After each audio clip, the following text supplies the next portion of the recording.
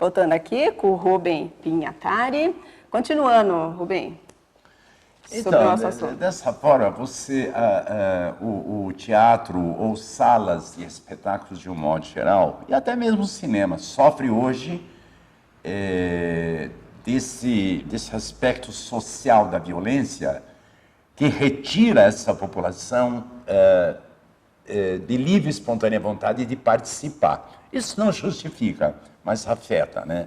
Então você tem programas voltados para a juventude, onde tem maior frequência de público, porque a juventude, ela vai mesmo. Ela não tem, assim, grandes percepções ou aceitamento de uma situação social que pode violentá-la. Ela quer se divertir, nós já fomos jovens, sabemos como é isso. Há também falta de programas na relação do teatro, de programas de popularização e descentralização de teatro. A gente tem uma estatística mais ou menos assim. A Grande São Paulo, composta aí de 30 e tantos municípios, 36 municípios, cada uma delas tem aí uma Secretaria da Cultura, um Departamento de Cultura, trabalhando para a sua cidade, né? Você tem a capital, como eu disse ainda há pouco, com 200 salas de espetáculos. Esses espetáculos que estão na cidade de São Paulo disputam o mesmo público.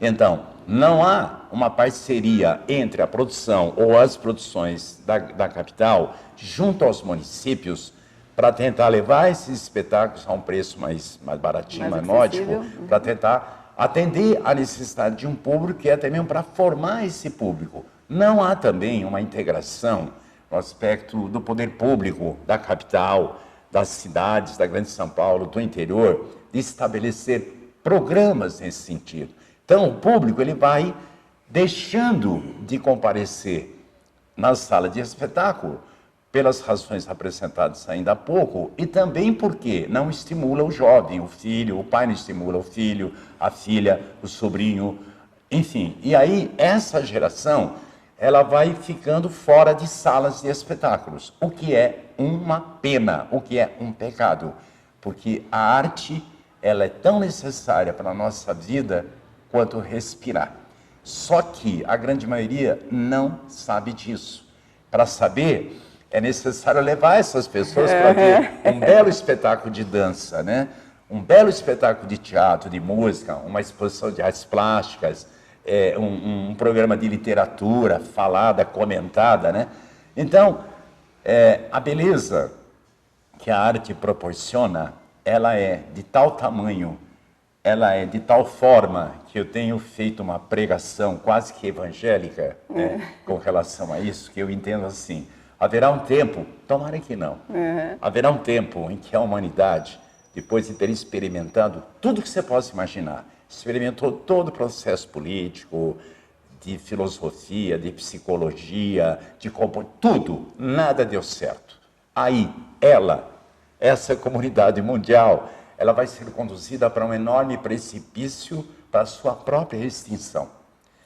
Quando a primeira leva estiver na beira desse precipício, que vai começar a ser empurrada de baixo, sobe uma luz simplesmente magnífica, que vai render a humanidade para todo sempre. Essa luz são as artes, que é o que vai ficar.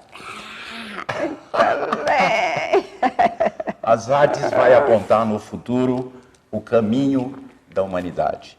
Ponto. Tudo mais vai sucumbir. Então, viva a arte. Viva a arte. Bom, Rubem, queria que você falasse um pouquinho também, você fez N coisas na sua vida, na sua trajetória, sobre novelas, né? Na Tupi, TV Bandeirantes, TV Cultura e também até alguma coisinha na TV Globo. Fala aí desse trajeto. Foi uma passagem relativamente rápida na linguagem de televisão. Na década de 70, a gente estava aqui com um núcleo de expressão, teatro de expressão, atuando na região de uma forma para buscar uma popularização, formação de público, e vivíamos com uma dificuldade imensa, porque não sobrava dinheiro para nada, nem para chupar um sorvete, para manter aquilo tudo. Então, em 70, começou a surgir algumas oportunidades na antiga TV Tupi, que era a grande produtora de novelas da época, né? Então, tanto o Ricardo Dias, como eu, e também o Moisés Américo, o Antônio Sérgio, que eram pessoas integradas no Núcleo Expressão, nós fomos em busca de oportunidades na TV Tupi e fomos aproveitados em algumas novelas, alguns capítulos em uma, outros capítulos em outra, e aquilo rendia para a gente um cachezinho que era muito legal, porque a gente se mantinha durante uma semana, 10 dias, né? Mas a gente nunca tinha tempo para se dedicar para a televisão. A gente já cumpria aquilo que estava determinado, escalado, e voltava para cuidar do teatro aqui. E fazendo a televisão, então foi Tupi, foram umas 7 ou 8 participações em novelas. Depois Bandeirantes teve uma novela que fez muito sucesso, chamado Os Imigrantes. Eu tive uma participação muito significativa na novela, que de vez em quando reprisa aí, né? É esquisito ver aquilo da década de 80 no ar, né? Depois, eu vou assistir.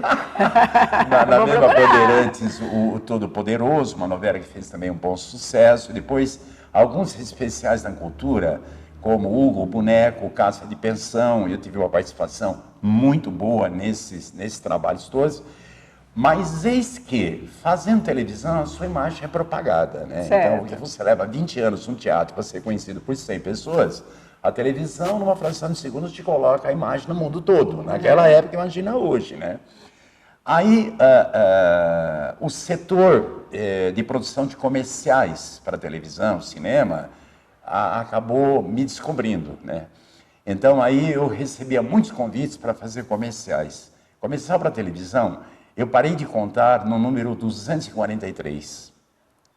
Esse foi o número que eu fiz e que eu lembro, tem mais uns 10, 12 aí, mas isso era legal, porque você ia, fazia o teste, era aprovado no teste, era um cachê excepcional, aí você, em um dia, você fazia o comercial, voltava para casa e depois de 30 dias recebia.